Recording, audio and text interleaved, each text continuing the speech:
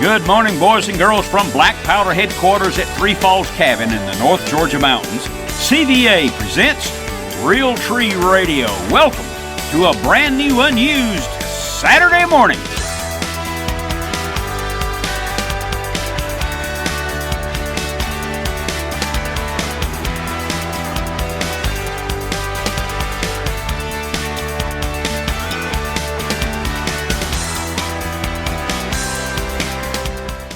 Check in with us this morning. Why not give us a call, 404-872-0750, or outside the Atlanta calling area, it's 800-972-8255.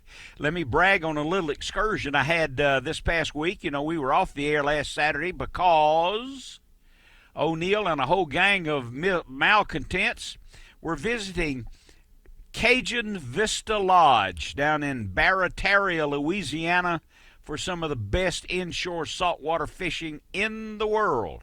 About 25 of us were down there, and the next time we have an opportunity, maybe you should go too.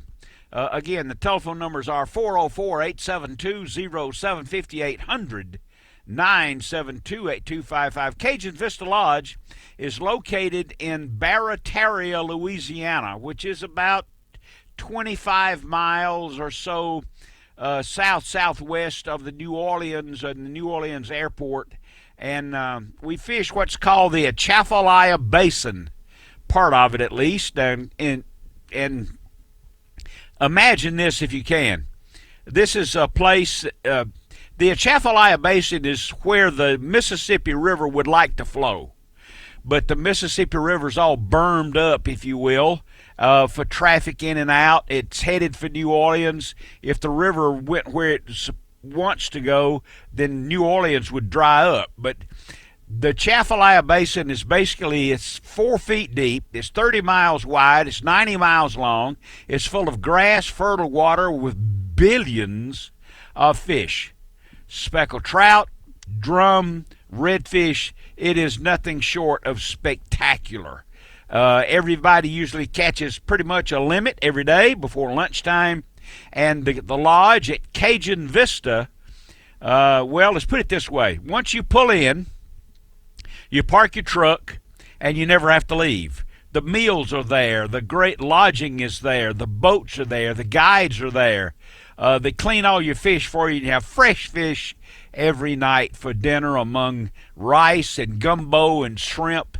It's just a fabulous place. So, if ever you have the opportunity, you should go to Cajun Vista Lodge, Barataria, Louisiana. It was managed by a good friend, owned and managed by a good friend by the name of Théophile Bourgeois. His real name is Théophile Jean-Antoine Bourgeois III, and you may have heard in August the 18th of this year, he died in a plane crash. In any case, his son has taken over. He's a jovial, intelligent, conversational, and most pleasant fellow, so they will continue. A lot of people make a living out of that place. So, we went there, and it was fabulous, and so we were out last week, so we're back. And so, with that in mind, let's talk about hunting for a few minutes. On a subject maybe that we've done before, but give me a break here. Let's do it again. Georgia firearms season began today. A lot of us, and me included, because I hunt the Dawson Forest, which is just behind the house here. How is it that you make the best of hunting, no matter where you live, into the wildlife management area, into public land? Well, you got to follow the rules. You got to have a license. You got to check in and with the headquarters of the WMA, wherever it is, so you make sure it's open, and so on. But from the strategic standpoint, if you've not been successful or you want to improve your odds on taking some fine deer and having a great hunt on public land, there's a few things to remember. Number one, if you can, hunt during the week. Most of the hunters that hunt in the wildlife management area hunt on the weekends. you hunt during the week. Number one, after the human intrusion began, which began today, the deer, the bucks move further away from the roads, the traffic. They move. In other words, you park your truck and walk into the woods 100 yards, you're not going to be as successful as getting a map and going in deep into the woods. Let the other hunters push the deer to you. Hunt during the week. Hunt far from the truck, okay? And lastly, especially during the rut, and we're going to talk about that too, hunt all day. Now that's with all the regular things of hunting, managing the wind, making sure that your scent control is adequate or more than adequate. All those things go together, but hunt all day. I mean, take a lunch with you, okay? Sit in the stand. Build a stand. Sit in the big brush. Now, here's one of the things that you may not have thought of, and I didn't used to do that, but these things are available now so that you can hunt all day in the deep brush. Take a stool with you. A collapsible stool, so that you can be more comfortable. And if you're more comfortable, then you'll be more still, you'll be quieter, and your human and your body movements will be reduced dramatically. And, of course, wear camo. Okay, 404-872-0750, 800-972-8255 for O'Neill Outside. So let's see, let's talk. We've got time. It's 18 after. Let's talk now to Jason is the first caller this morning. Jason is calling from Woodstock. Good morning, Jason. This is O'Neill. Welcome to the program. Good morning, sir. How are you, bud? Lovely, lovely. Where are you headed this morning? Well, I'm headed down to Marietta to pick up my brother, and we're going to hit the lake here in a little while and see what we can do. Good. I had a question. What we're not professional anglers or anything of the sort, but we like to go out and go fishing. What's the deal with this snakehead fish they found up in Gwinnett, and how big a threat would that be if one, say, ended up in Lanier or Altoona? Well, if it were to be in Lanier and Altoona, he would probably get eaten promptly. But and there's nothing to be frightened about, but it is a shame that someone likely took that out of an aquarium and put it in a lake. Okay, so that's how it ended up there, okay. That's how it got there, that's right. It didn't migrate, okay? Right, from Asia, okay. Yeah, you and I don't have anything to... It's a shame, okay? Introduction of non-game species can get way out of control, and it would be probably a couple of thousand years before the snakehead can have any effect on our lakes and streams. But here's a great example of how it can happen. You know, hogs are not native North American species. Right, yeah, I knew that. But there are literally millions of them already. Oh, yeah. So it's a worthwhile question and topic to talk about the snakehead. But, and it's a shame. Well, that's what's happened down in the Everglades. People releasing pythons down there, for God's sakes. Oh, really? I didn't know about all that. That's yes. Oh, yes. They have managed hunts now down in the Everglades for pythons. It's a shame. How do you hunt a snake? Those people are getting good at it, I'll tell you that. It sounds like fun. Yes, it does, doesn't it? They're already reproducing heavily and have become a nuisance species in the Everglades. Oh, wow. Speaking of nuisance species, did you see that there's a story circulating on Facebook, as tends to happen on Facebook? A lady stopped to help an injured dog that had been hit by a car, and she's taking selfies with the thing in the car going down the road. It was a coyote. Oh, my God. No, I didn't know that. Jason, I got to go, pal. Listen, good luck to you today. I appreciate you calling. I got to duck out of here for a break right now. But you have a great weekend, pal. Okay, there you are. This is O'Neill. We'll be back, I promise. 404-872-0750, 800-972-8255. Welcome back, everyone. We've got a call here from Texas we want to take right now. It's Kevin that's calling from Texas. Good morning, Kevin. You're on the radio, and this is O'Neill. Welcome. Good morning, O'Neill. Thank you for taking my call, man. I missed you. Where are you headed this morning, son? What are you doing? It's early. Well, I actually had a truck driver, and I had a short load last night. I had to go down to Austin and back up. It only took about 6 hours, so I got back to the D.C. about 1 a.m., and the plan all along was to go ahead and go to the deer lease as soon as I got back. My only question was whether I'd get there in time to get an a.m. hunt in before sunup, so it looks like I'm going to make it. Mighty fine. That's where I'm headed right now. Mighty fine. Good luck to you. You got them. Let's see. When is the rut where you hunt in Texas? Well, in Texas, our rifle season doesn't start as early as it does for you guys in Georgia. We're still in bow season right now. Okay. Rifle season won't start till the first weekend in November, and rut is usually real close to Thanksgiving.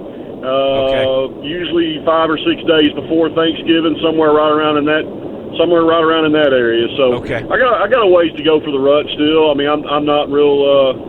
Actually, my main objective on this weekend is to probably try to take a turkey and maybe a little small barbecue hog. But of course, if a trophy buck walks out, I won't turn away from it either.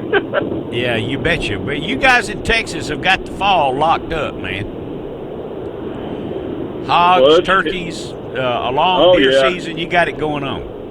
Yeah, it's nice. So it's just, I haven't hunted I haven't deer hunted in a number of years, and I'm really excited about getting back out into it. I was able to sit out in the stand a couple of weeks ago, and I didn't have anything come inside bow range, but man, I sure enjoyed myself. So I'm looking forward to that again this weekend. Well, you know what they say, man. If you pull the trigger or release the bow, the hunt is over. That's true enough. Well, thank you for taking my call. You bet. You call. Hey, stay in touch out there. I want to know what you're doing, okay? Sure will. You bet. And I'll see you soon. Have a good, safe weekend. There we go. There we go. There we go. All right, I'll manage. After 28 years, I'll know how to manage this. It's 28 after the hour. Let's talk now to my good friend from... Let's see if I got him on there. My good friend Don from... Ocean Isle, North Carolina. Nobody can say that like you. Welcome, Don. What's going on? Well, the old timers over here say when the yellow butterflies show up, the spots are running. Aha!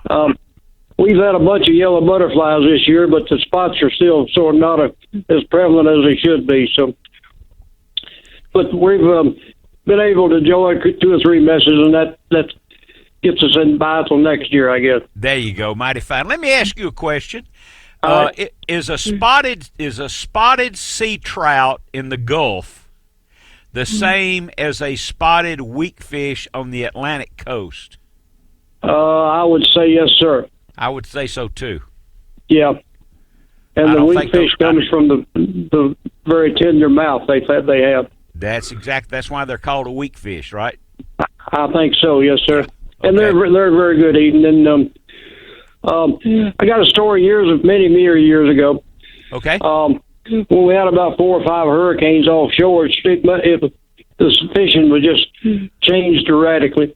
Mm-hmm. And we had a big spot run, and there was 2 yellowfin tuna beached themselves chasing spots off Holman Beach, North Carolina. No kidding. How about that? To verify that story, there was a picture in the paper of the the yellowfin hanging up at Captain Pete's in Holden Beach. So How about that? That was a Yep. hungry critter, wasn't he? they was, well, those spots they run right on the beach when they're coming down our neck of the woods. So, I guess their depth sounder on the tuna wasn't working as good as it should be. So, Evidently not. Yellowfin, Yeah. how big was it? I believe it was 40 some odd pounds. Okay. And there's two fellows grabbed it and kept it on the beach, and then they took it over to Captain Pete's and took a picture of it. So that's a real fish story, but it's verifiable in the Star News newspaper. What's the biggest yellowfin you ever caught? We were out there one time, and we caught our limit, and one of them was a little over 44 pounds, I believe. Okay. That's quite a fish, isn't it? It was, and that's quite a fight when you get one on. It's, Oh, man. You go from an hour of boredom to 30 seconds of pandemonium. So I hooked one. I've forgotten now. I had so many trips, and we've all got our fish stories, but I've forgotten where I was. But my captain said I had one on. I never saw it. But he said it was a giant. But I never saw that fish. He said it was over 100. wow. But Well, that was him talking. I never saw the fish. He finally pulled off. Well, if you fish over here enough, when you catch a fish, you can just about tell what fish is on by the way they fight. So That's right. And quite frankly, I was sorry I hooked it. But because it kept everybody else in the boat from fishing. well, that's true. And when you got through fighting that thing, you need to be sit down for a while. You got to take a breather. You'd need to have a helicopter come and pick you up, take you to the hospital. Did you see, I got to go in a minute, but did you ever see, let me tell you, I looked at Marlin Magazine, this was years ago, and on the inside the back cover was a very nicely done photo of a sport fisherman in a sporting boat at night, and he's sitting there in his chair all strapped in and the rod's bent down. And the caption was, this was so-and-so, and they named who it was. He said it was in the 36th hour of his fight with the monster. Wow. I'd cut the line before that. Well, so that's and I don't see how you take a nap with fighting a fish like that. But and those. Well, they said this one was. Pardon me for interrupting. In the story, they said this was probably a big tiger shark. Wow. Well, those things get huge, and they're sort of mean too. So. That's right. They'll bite you. Duncan's down in Panacea. He's enjoying some of the weather we enjoy on the coast up here with that hurricane down there. So. Yeah. Okay. Enjoy your show and love you and Gail. Hang in there. Glad you called on. Have a great weekend, pal. Thank you, sir. You go. You betcha. There we go. Let's see now. It's 33 after the hour. I've got enough time to do this because David is calling from Woodstock, Georgia. Good morning, David. What's going on with you, sir? Hey, O'Neill. How you doing, buddy? Nice to talk to you. Yes, sir. Good to hear from you. I hadn't called you since opening day of turkey season when my buddy, I called up a couple of turkeys for a buddy of mine. He killed both of them. But oh, boy. I was calling because I took my family up to Maine a couple of weeks ago, and we did that Highway 1A crawl from Boston all the way through New Hampshire, all the way up to Bar Harbor to Arcadia National Park, and we had a wonderful time. Good. But on the way up, we stopped at the LL Bean store. Uh-huh. And we went in the fly department, and they had the most expansive fly selection I've ever seen in my life. And I got to tugging on those guys' ear about fishing in Maine. Okay. And I noticed they had just a plethora of egg patterns. And I said, how come you guys have so many egg patterns tied, artificially? Mm-hmm. Mm-hmm. And they told me something very interesting. They said, well, when the suckers start spawning in the spring, he said the trout will go along behind and eat those suckers' eggs. And he goes, the best way to catch a brown or a rainbow is an egg pattern at that time. And I thought, boy, all the hog suckers that we have in the rivers up in North Georgia, I'm sure we do in Central and South Georgia, but North Georgia, Tennessee, North Carolina, all those hog suckers, I've never thought about fishing their spawn, and I'm going to research that, and I'm going to try to do that next spring. It sounds like a good idea. I know probably we'll get a call this morning from Henry Cowan, and he very well may have a comment about that too. I'll be sure and mention it to him. Yeah, Well, you know, and that's I how think- you that's how you Go catch ahead. salmon in the Northwest. Right, yeah, exactly. Yeah. Uh-huh. And you usually use salmon eggs. I used to live in Seattle, and I Oh. fished that way up there. But a friend of mine sent me a picture the other day. He was fishing Ninahaley. He was fly fishing, and he took a picture of a snake that was attacking a hog sucker and had it by the belly and had shoved it up on some rocks and was going to have dinner, on this fish. And I had seen this species before in an article online, and this species looks poisonous, but it's not. It's a type of water snake. It has a kind of a long-shaped triangular head, which makes it look like it would be poisonous, but it's almost like a python's head. Of course, it's not as big as a python. And What was it looks Do you like what was I it? don't remember the name of the Oh, snake, okay. but it's some kind of water snake, and they sit on the bottom and wait for a fish to come by, and then they attack it. And he was going to make dinner out of this big hog sucker. It was about a pound or pound and a half hog sucker he was taking up on the shoreline. So Took it up that on was the a great bank picture. to make a meal out of it, huh? How about that? Yeah, Good story. How about that? Good story. We'll ask if you're able to stick tuned in the next hour. Then we'll ask Henry about that, because he's fly fishing all the time. Good story, All my right. friend. I'd love to hear what he has to say. Good deal. Good story. Hey, stay in touch and have a great weekend. Thank you, sir. You bet. Bye-bye. See you there. All right, it's 36 after the hour. I gotta go, but I see Milton Crabapple is calling. So when we get back from this short break, we'll be able to speak with Milton. This is O'Neill Outside, Saturday mornings, 4 to 6 a.m. WSB and the SB Nation. We'll be back. It's 40 minutes after the hour. Welcome back. This is O'Neill Outside, and holding for quite a while, and is always entertaining and informative. Here's our good friend Milton Crabapple. Good morning, Milton. O'Neill, Hey. Milton Crabapple. Yes, sir. How you doing this morning? I'm doing fine. I hadn't heard from you in a while. You getting ready for deer season? Well, I'm getting ready for it, I hadn't called in a while because I've been working late on Fridays, and sometimes it's hard to get up that early. Yeah. But anyhow, I'm getting ready for it. I ain't going this morning. No. I decided to hold off till next weekend. Okay, why? It's supposed to rain today, and I got some stuff to do. I said, well, then I won't get in there and mess things up today. I'm just going to wait till next weekend. I got But you. I had a comment. You was talking about this fella that hooked this fish and fought it for 36 hours. Yes. I had a great uncle one time that was fishing down on the Chattahoochee River and hooked a big catfish. It's been years and years ago. Uh-huh. That thing was so big, he fought that thing for 2.5 days. Oh, he did. He finally got it in. It was as long as his boat was. He couldn't get it in the boat, so he tied it, had some rope, tied it alongside the boat, and headed back up toward the boat ramp. It was several miles. By the time he got up to the boat ramp, them crawfish had done attacked that catfish and eat that thing up. There wasn't nothing left but the head and the tail. Oh, my goodness. That's all that was left of it. But he was a big one, too. That story, Must all have folks been. around here know about that story. It must It was my have been great bad. uncle. His name was Santiago Crabapple. Yeah, I was. Yeah, I'll tell you something. That was Ernest, something. I don't even know if he went fishing after that one. Ernest Hemingway must have heard that story and used it for his book that he wrote.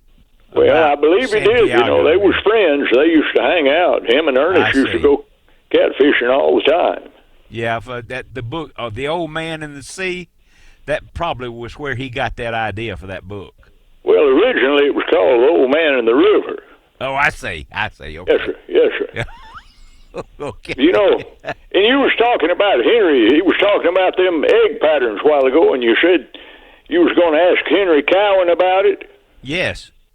Well, I'll tell you something. A lot of folks don't know about Henry Cowan now, but I'll tell Yeah, you the what's that? truth. On account of that? Hal Coleman told me.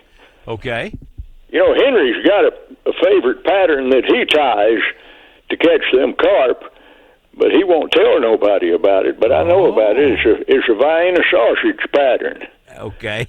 Yes, sir. Ties a fly. It looks just like a Vienna sausage. Them carpels tear that thing up. I'll bet.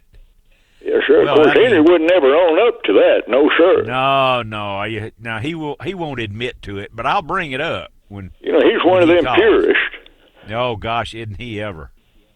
Yeah, I believe he calls it the cow and carp clobberer.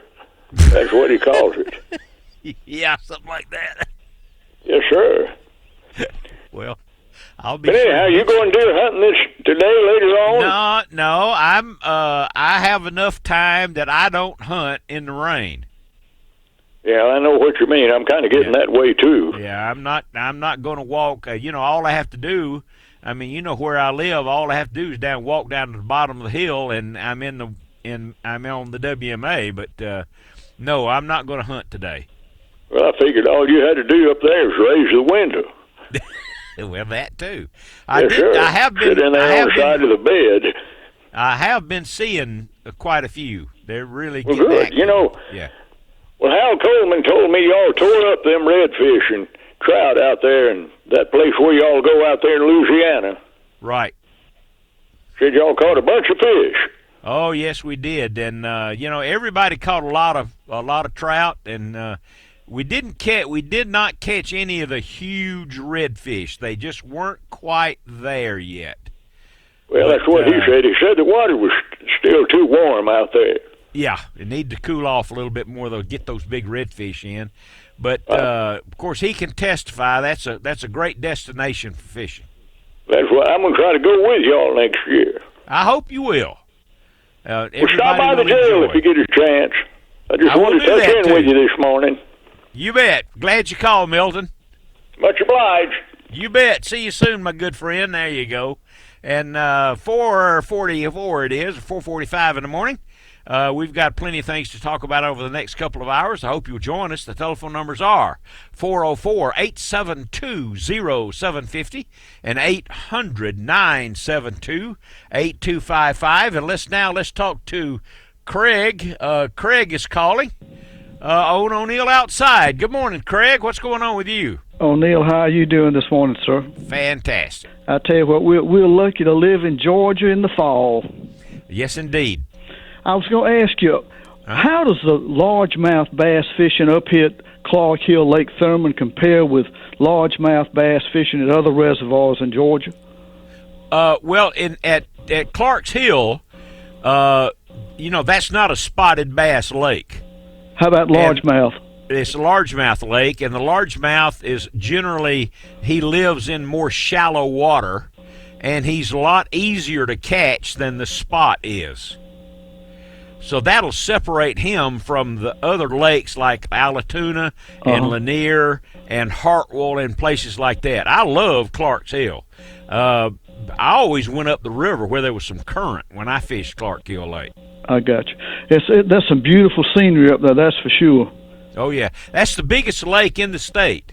I didn't realize that. I know there's some just beautiful spots up there. I've got a friend who lived 5 years in Hawaii, and she said that the place she and her husband have off of the Ridge Road up at Clark Hill is prettier than their place in Hawaii. Oh, boy. Well, that's saying something. That's yes, for sure. Sir. One of the beautiful things about Clark's Hill is that it's so far away from Atlanta, and it's north of Augusta. There's nobody on it.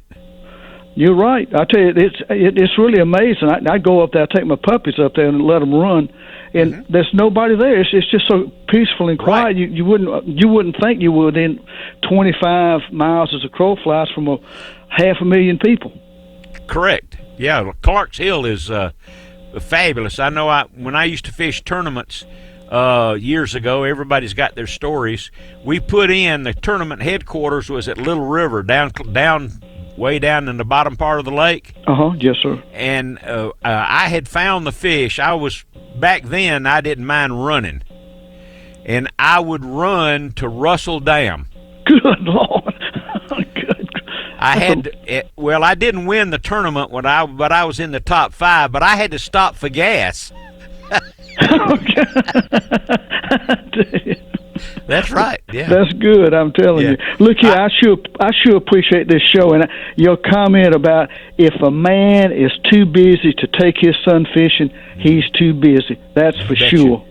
That's busy. I don't know who said that first. It may have been Samuel Clemens, Mark Twain. Well, I'm just glad you repeat it, sir, every Saturday because we need reminding about that.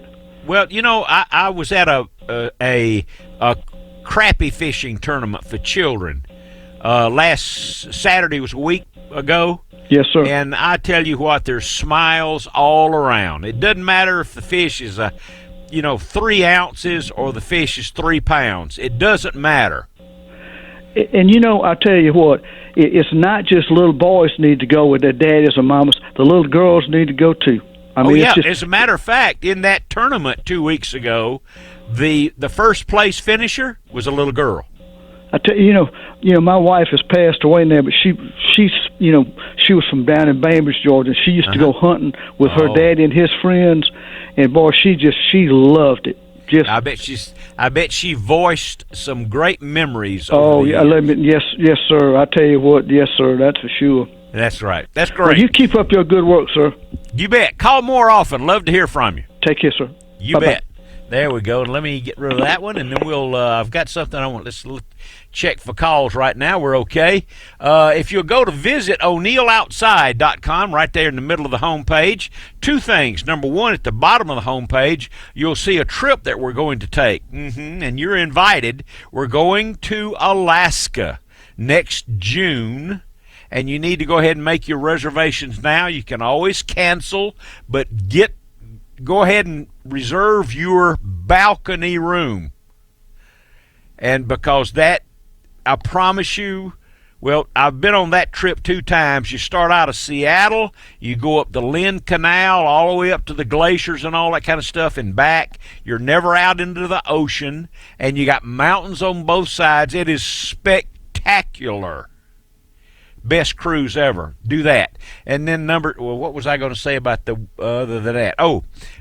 At the middle of the home page, you'll see the O'Neill Outside guest book, okay, where you can write in, and we'll give away prizes. And so write in the guest book with questions and observations about the show. Here's one from Bill. He writes in from Kylene, Texas, and he says, what's the difference between a lure and a bait? Is there any difference? Absolutely not. A bait can be a live bait. A lure cannot be a live bait. It really doesn't matter. I've always thought you could catch more fish and bigger fish using live bait than you can lure, but it's not true. Because with the lure, be it a roadrunner, a crankbait, a plastic worm, a spinnerbait, because you get to present it to more fish than you do a live bait. Marvin writes from Bone Gap, Illinois. What's the best way to introduce a youngster to the outdoors, hunting or fishing? By far the best way to do it is fishing. You get to participate. You get to play with the bait. You get to put the bait on the hook. You get to cast. You get to reel. You get to reel the fish in. You get to clean the fish afterwards. No, fishing is much more. Quite frankly, hunting, especially deer hunting, quite frankly, is a bore. It's exciting, but think about it. Let's go sit in a stand for 4 hours and be quiet. Huh? No, fishing's the best way. John writes from Mount Hope, Kansas. Enjoys the shows you produce and they appreciate the quality of the products I've tried on your recommendation. Thank you very much, sir.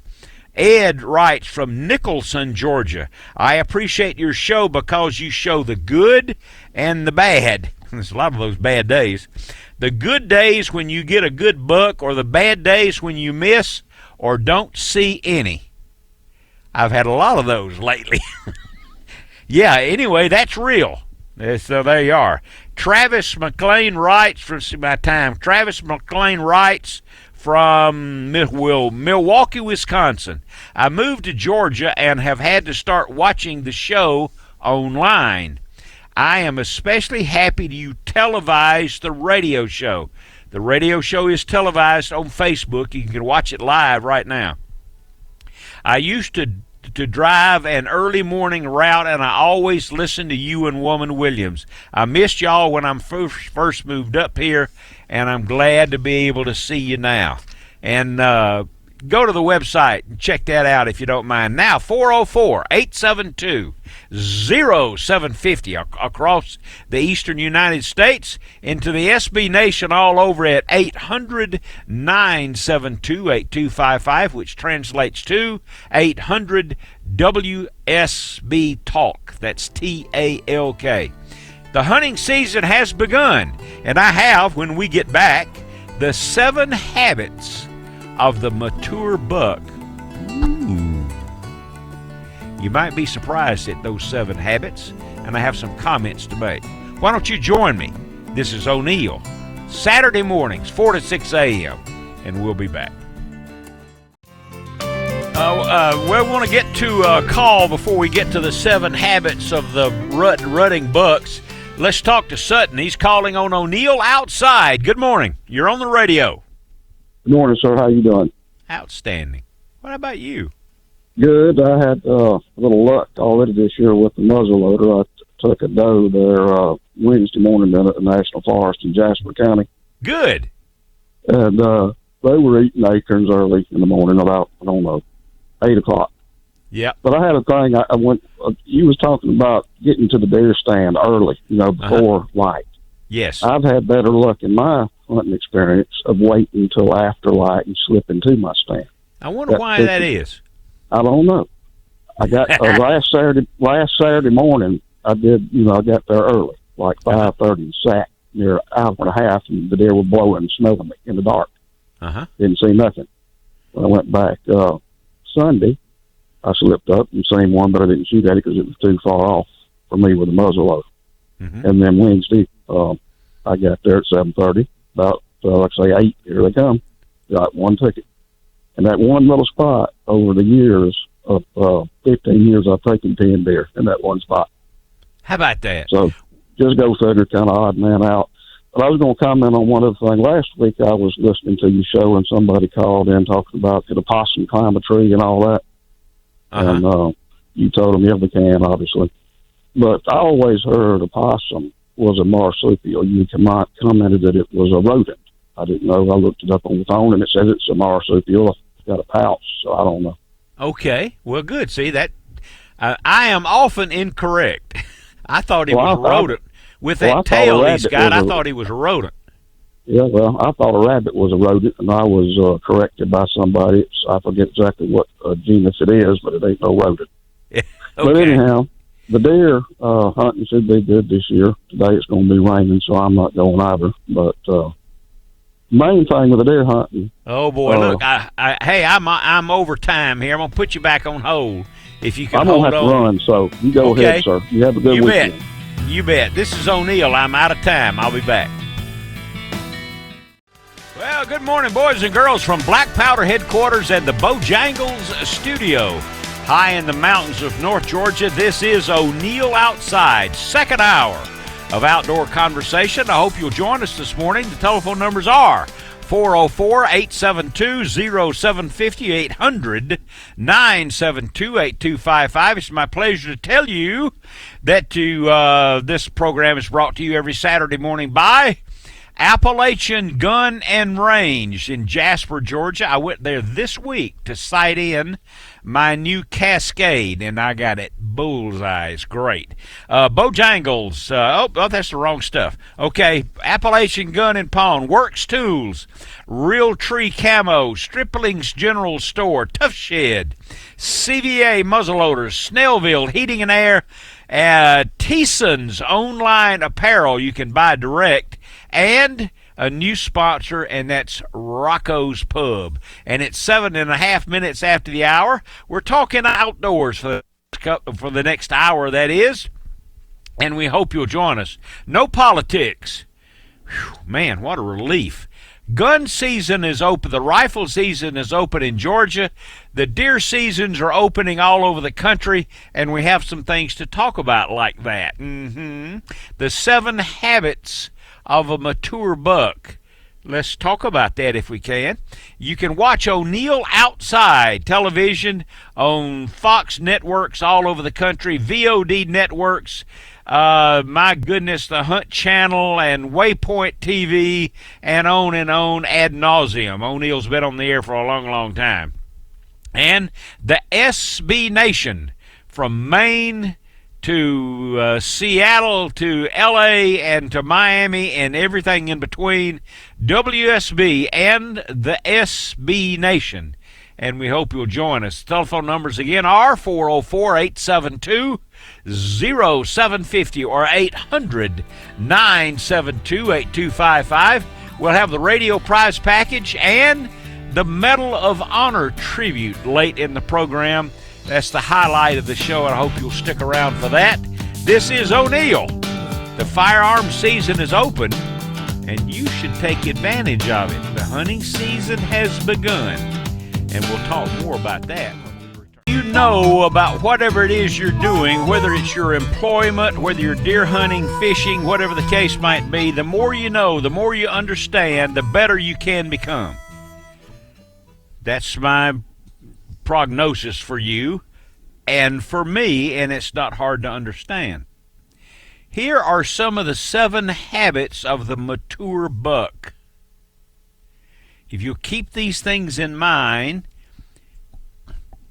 not only will it possibly explain why you're not killing anything or seeing anything, it may explain why you are seeing more. So here's some ideas. Bucks regularly search for does within their home range. Why is that? Well, they know all the other bucks in their home range, and unless they're forced to, they don't need to go pick a fight. I have discussed this with some deer biologists in various states, and they tell me, which is be a surprise to you, I think, that is, there are some bucks that don't breed at all. They don't breed, they don't fight, they don't seek out does. Is that a surprise? A little bit. But I know some people like that myself. Bucks feed much less during the rut. If they come into a food plot, they might look around to see if any of the does are in estrus and to see if there's a candidate for breeding. And if it's not, do they stay and eat? Maybe. But they probably venture forth on their regular route to another place where they see bucks, where they see does. Here's something interesting. The mature buck during the rut moves all day. Even more so at midday than he does early and late. Why you suppose that is? Because on most deer leases, deer hunts and wherever, and clubs, you are back next to the campfire with your buddies. Nothing wrong with that. Deer hunting during the middle of the day is a very social occasion, and I'm telling you, you can enjoy the deer season and never pull the trigger. But you'll have an opportunity to pull the trigger if you're in the stand at noon instead of being back at camp. They cruise more then in the rut than they do otherwise. If it's not for the rut, let's think about what the white-tailed buck does except during the rut. He's a pretty lazy critter, if you want to know the truth. Other than during the rut, he hangs out with his buddies. He eats and sleeps, and he listens and watches to stay alive. That's all he does. The rut changes everything. During the rut, they spend less time working the rubs and scrapes once the does go into estrus.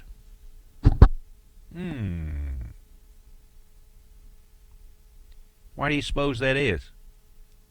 because once he finds a doe in estrus, and here's another, I'll expand on this.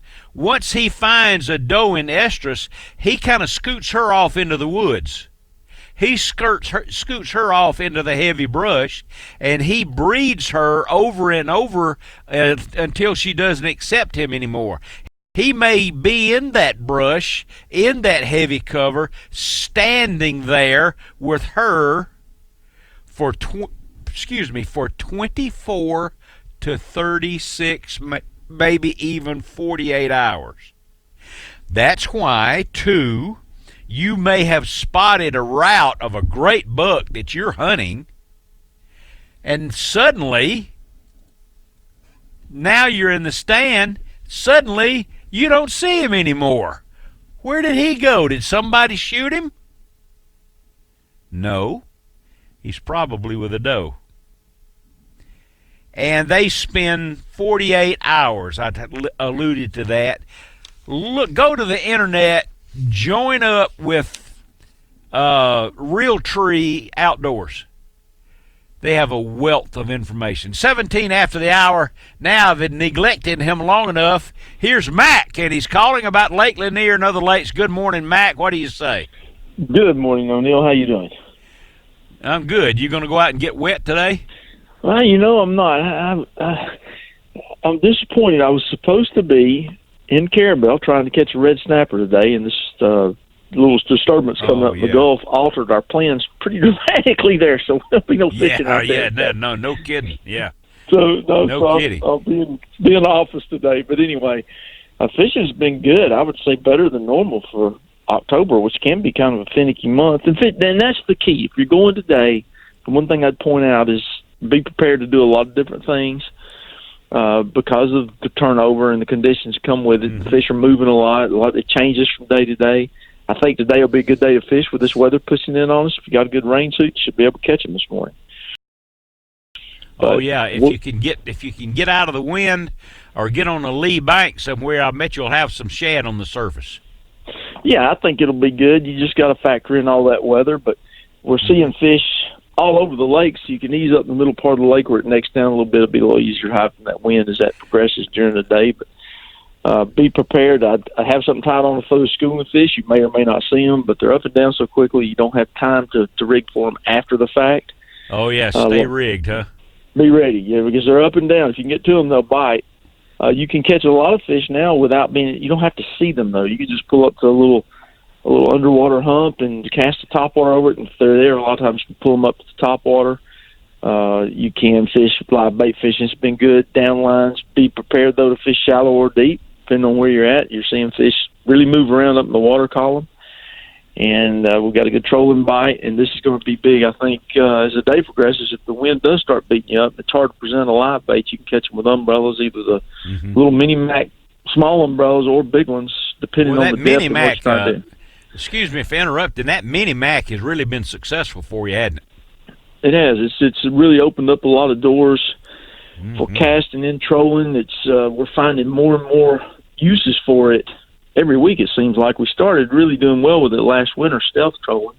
Then guys got on it this summer, catching trolling it on lead core or umbrellas, and it's really practical for casting. I've been catching a lot of fish doing what I was alluded to, pull up to a hump, just throw that thing out there and start reeling it real slow. If they're there, they'll usually crush it.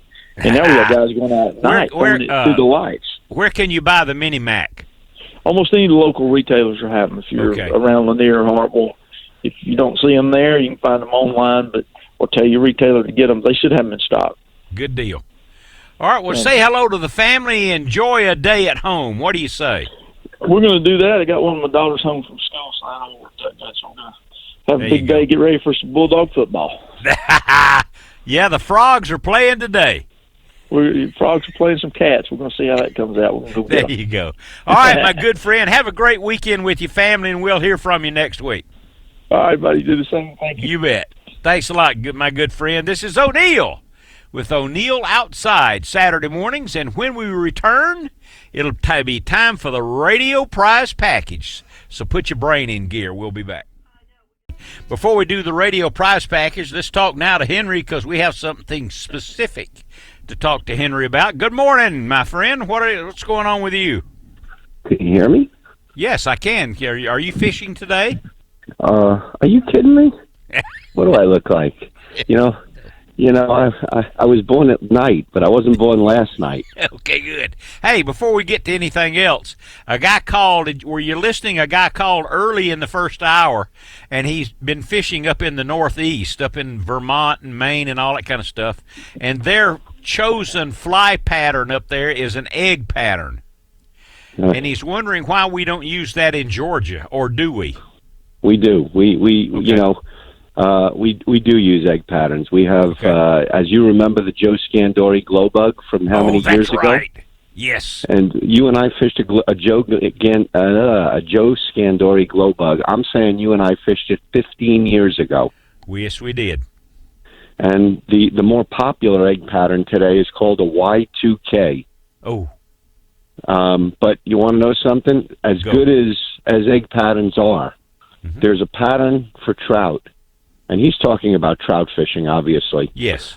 There's a pattern for trout that is probably even better suited today for anywhere in the country, and it's called a squirmy wormy. And a squirmy wormy is nothing more than a little worm fly, but it's made out of like a rubber, some sort of a rubber material. And the thing, it's unbelievable. It's like fishing. Think of a worm you would fish like a wacky worm on a bass rod. Think of a worm about 1/100th of the size, 1/100th size smaller. And that's what they use for trout. They're called squirmy wormies, and they're very, very popular.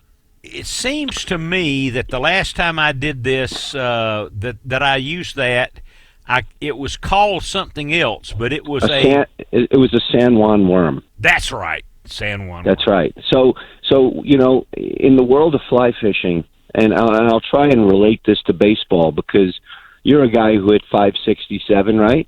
Yes. Am I correct in the stats? That is correct, and thank you very much. See, I do listen to you. You don't think I listen to you?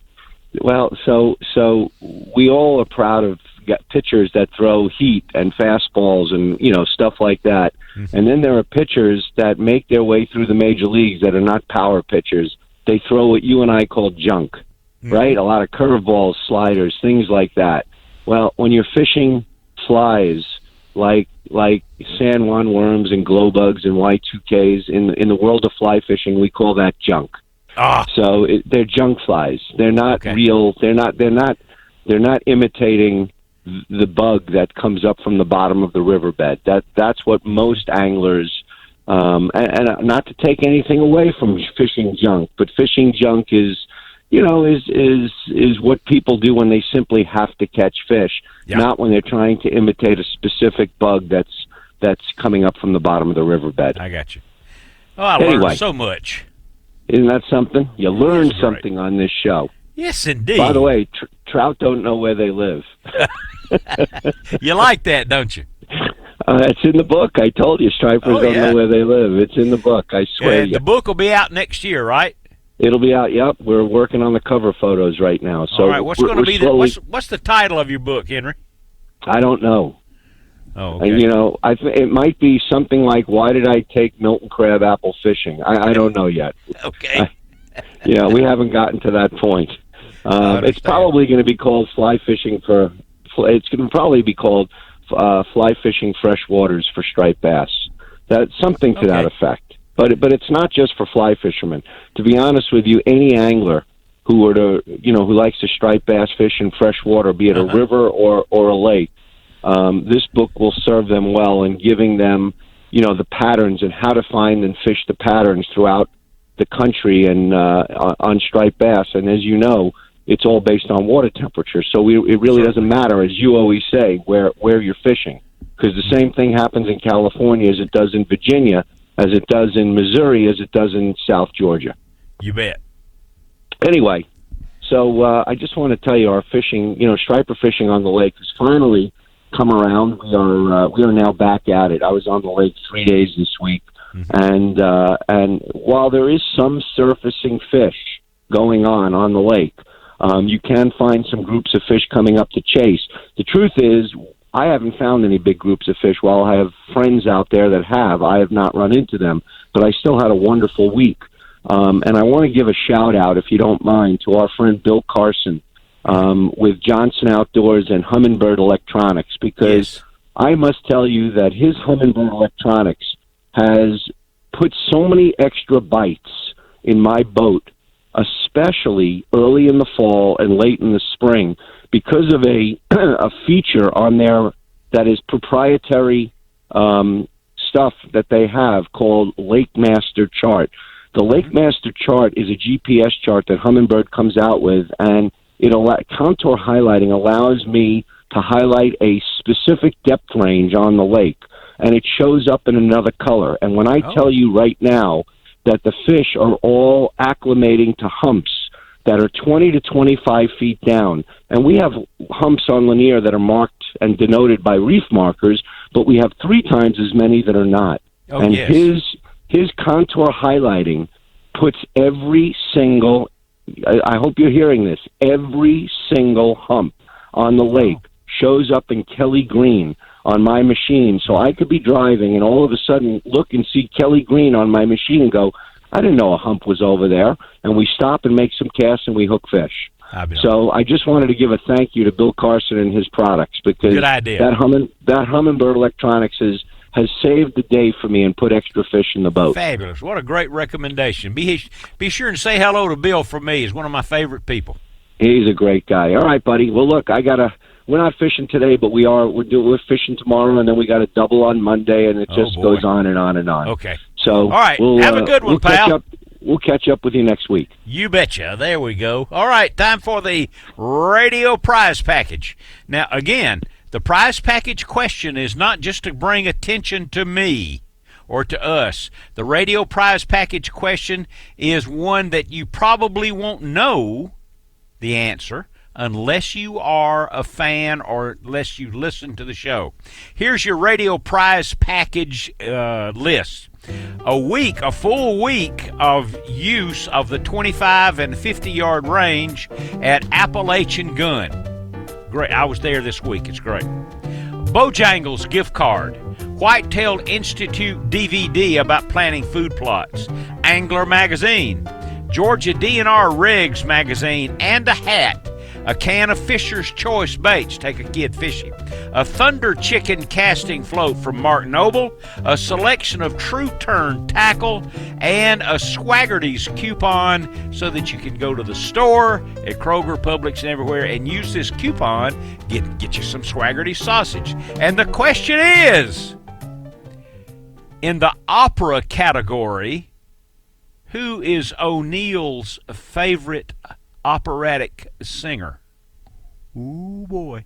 404-872-0750, 800-972-8255. The first caller with the correct answer, and the question will not be reiterated when you call.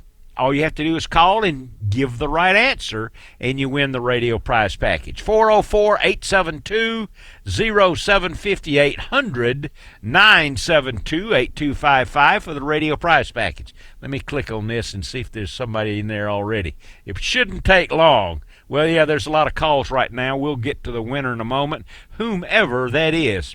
It's 33 after the hour, and you know something? Have you realized over the last hour and a half, we have not mentioned the president, Alan Schiff, James Comey. We have not mentioned a single politician. Whew. What a relief. 33 after the hour. And one of these guys is going to win the radio prize package. So, let's see. I want to tell you, here's O'Neill has lots of recommendations. I'm sorry, I have them. All right.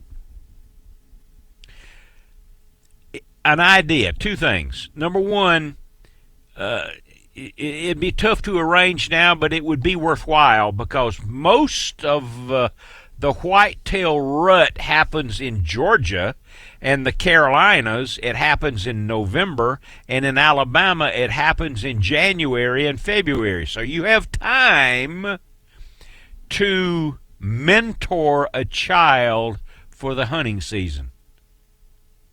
Wouldn't it be great if indeed you mentored a child so that the next time he went back to school on Monday, he had a great hunting story to tell that so few others have?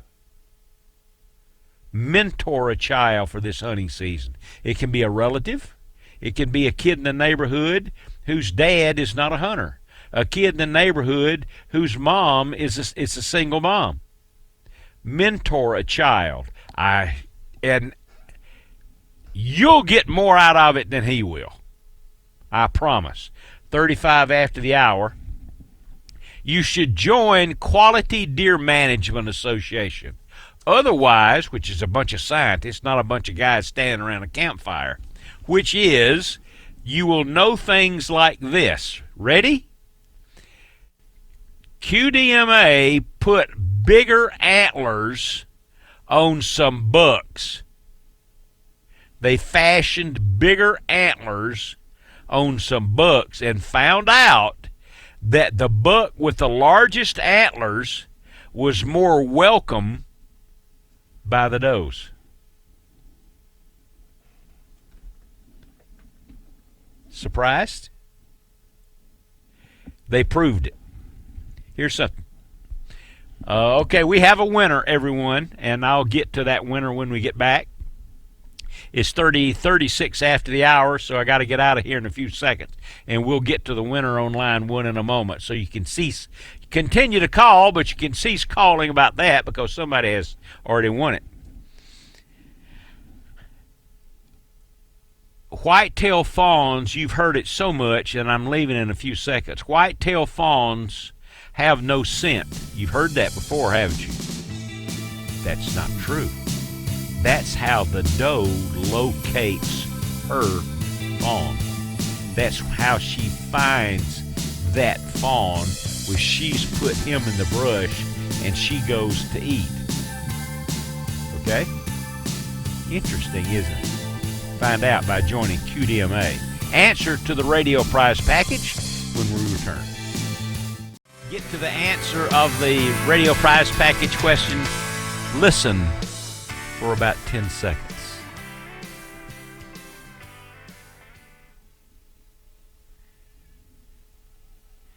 So let's get to the answer to the question. And the question for the radio prize package today was, who is O'Neill's favorite operatic singer? And for that answer, let's go and chat with Beverly. Good morning, Beverly. You're on O'Neill Outside. Welcome. Good morning to you, Mr. O'Neill. I am so thrilled to speak with you, sir. Well, you're very kind. Have we spoken before on the show? Never. Well. Never. I've lived in the state for a couple of decades and listened to your voice, and it's the first time I've ever called. Well, you're a fan. Well, automatic. Well, and automatically a fan because I'm a big Fisher girl, too. So. There you are. Good to hear that. And the answer to both is, who was the singer that you just heard?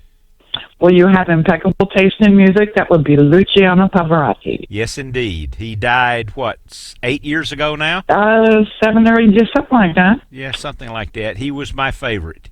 And I can always tell when it's him versus someone else. So yes, sir. Always stands out, no question. You bet. Well, you've got a nice prize package headed your way. I am just tickled to death. Thank you so very much. And so be sure and go to Kroger or some store and get you some of that Swaggerty sausage. That's what I have on Sunday mornings. You mentioned that, and I realized I was hungry. It sounds pretty good right now. There you go. Thank you for participating in the show and calling and listening, Beverly. Thank you very much. You're a gentleman as well. Thank you for what you do for all us outdoors people. Thank you very much. You're very kind. Have a beautiful day, hon. You bet. You too. There you are. Now let's try, before we get to anything else, let's try, Greg is calling on O'Neill Outside. It's 42 after the hour. Good morning, Greg.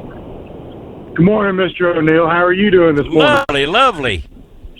We are on our way. I know you keep saying something about not going to the lake this morning due to the weather. Uh-huh. However, we're going. Good for you. We have implemented our travel softball team, and we have created have a tournament this morning on Lake Lanier. Oh boy! So we're taking kids fishing, and we're doing a tournament for softball to help raise money at the same time. Fantastic.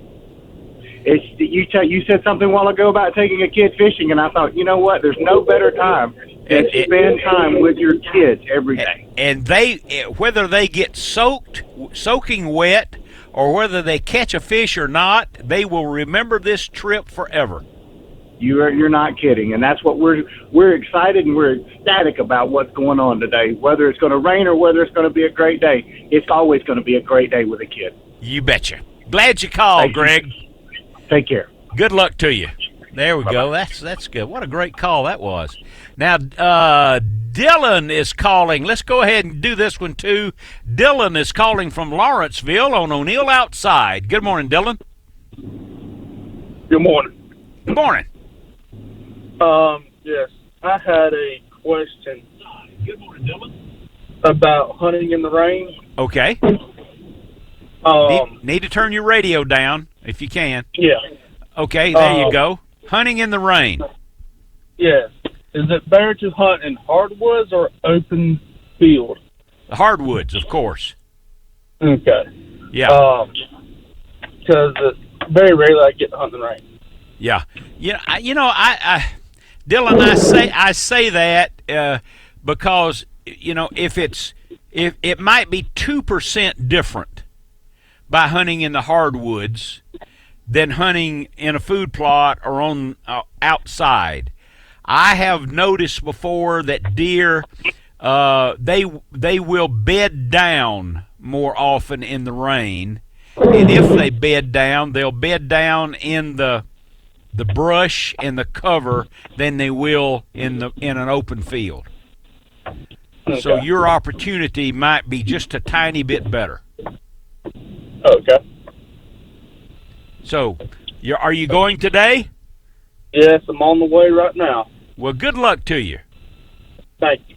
Are you in a stand, or are you covered? I'm in a stand with the top on it. Oh boy, well good. You can make it last longer. Yep. You bet. Hey, call me back next week. Let me know how you do. I will. Mighty fine. You bet. See you soon. Now let's have our intro, please, Jason, for the Medal of Honor. Can you round that up right quick?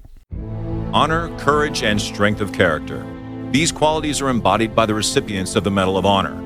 Now let's recognize this week's Medal of Honor recipient on O'Neill Outside.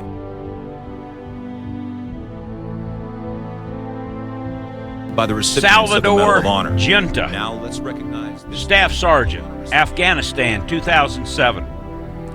While conducting a patrol as team leader, Junta and his team were navigating through harsh terrain when they were ambushed by a well-armed and well-coordinated enemy force. While under heavy fire, Junta immediately sprinted forwards into cover and engaged the enemy.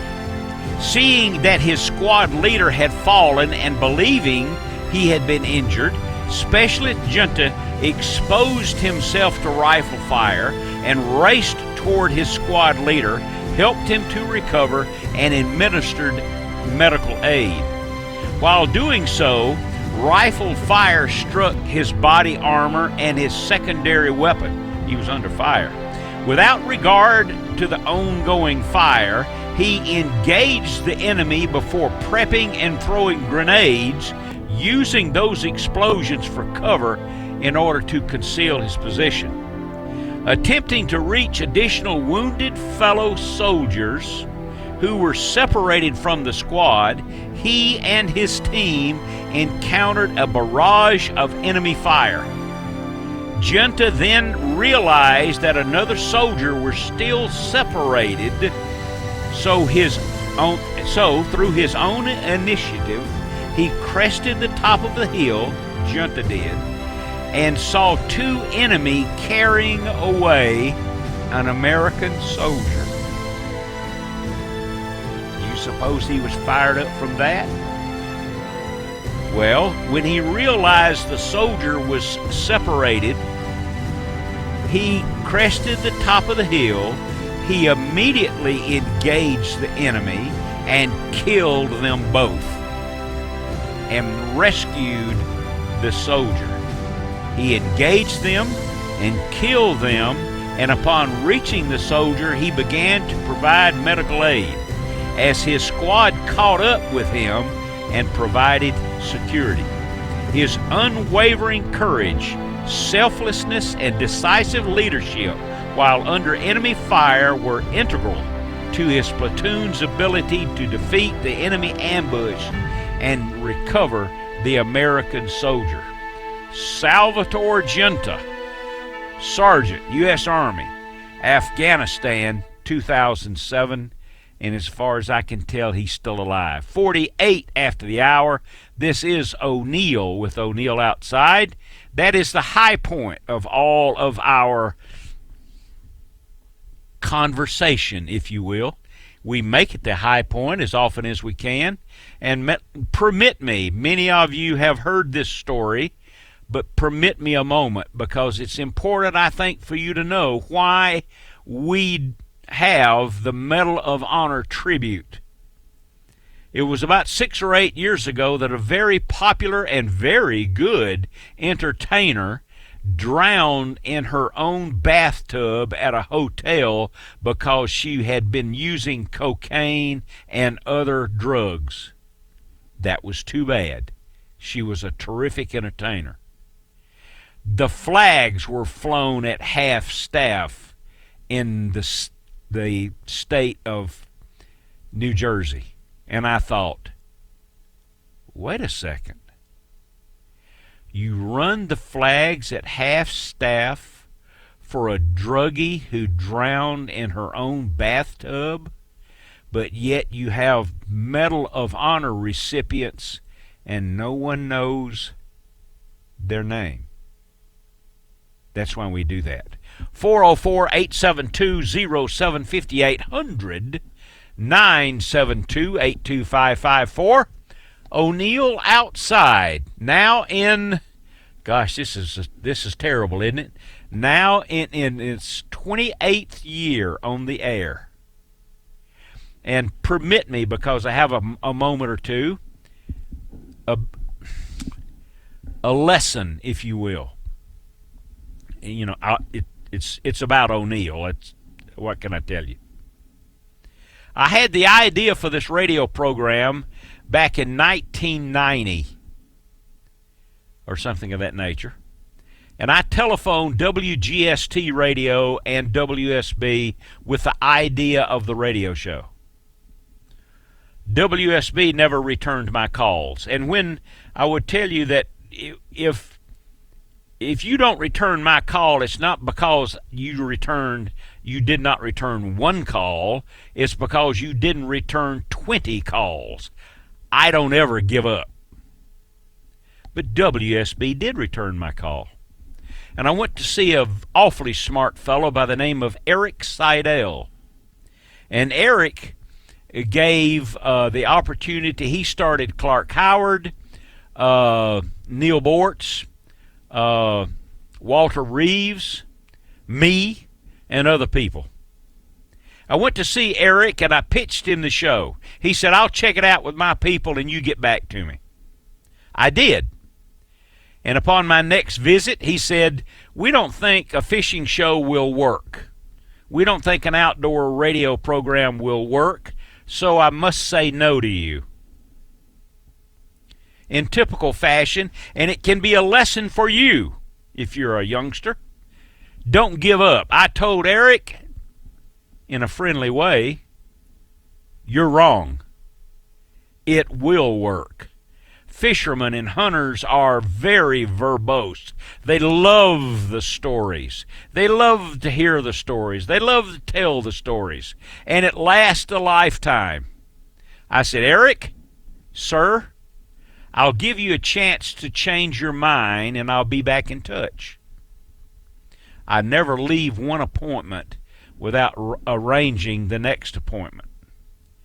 I returned upon my prescribed time, and I remember he was at his desk with his hands folded, looking over his half glasses.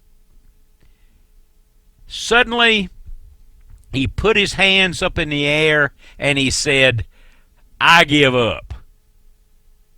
You can start next week." And Gail and I started visiting WGST radio in Atlanta at 5 p.m. in the afternoon on Sunday. I had one sponsor, Georgia Power Company. We made a grand total by driving all the way downtown and doing a 2-hour radio program. We made $15. But it started O'Neill Outside, and at the time it was called The Great Outdoor Show. Is that a lesson for you in business and in your personal life? I hope you'll permit me for talking about myself for a few minutes, but I do it because it is a lesson. It is an encouragement. You got your sights set on something, don't ever give up. If you know you're right, you find a way to make it work. This is O'Neill.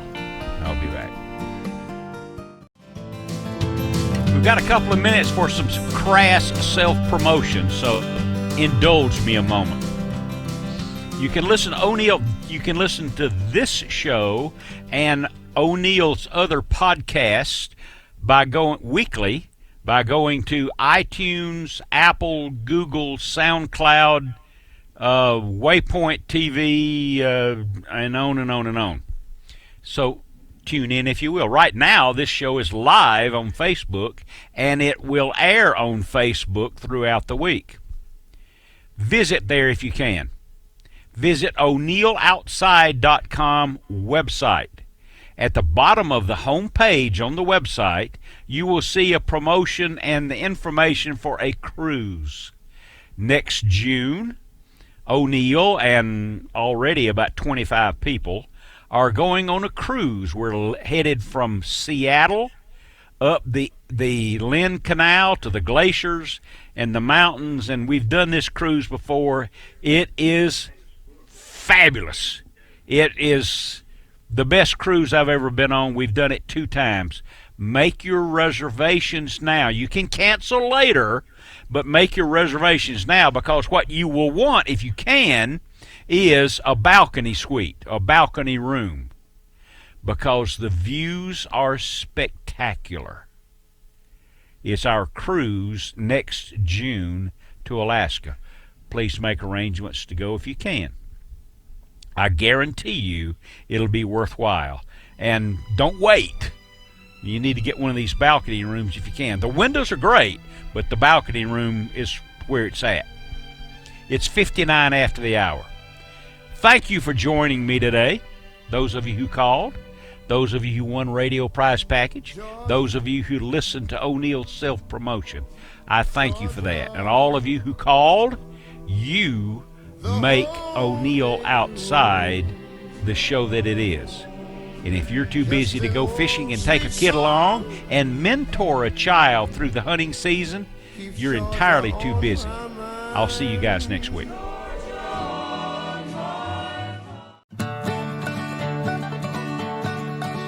I once asked a mighty hunter, coming home from the field, how he came to possess such mighty hunting and fishing skill. He said, "I'll tell you a secret, son. I learned everything I know from listening to O'Neill Outside on my radio." O'Neill, O'Neill, O'Neill Outside.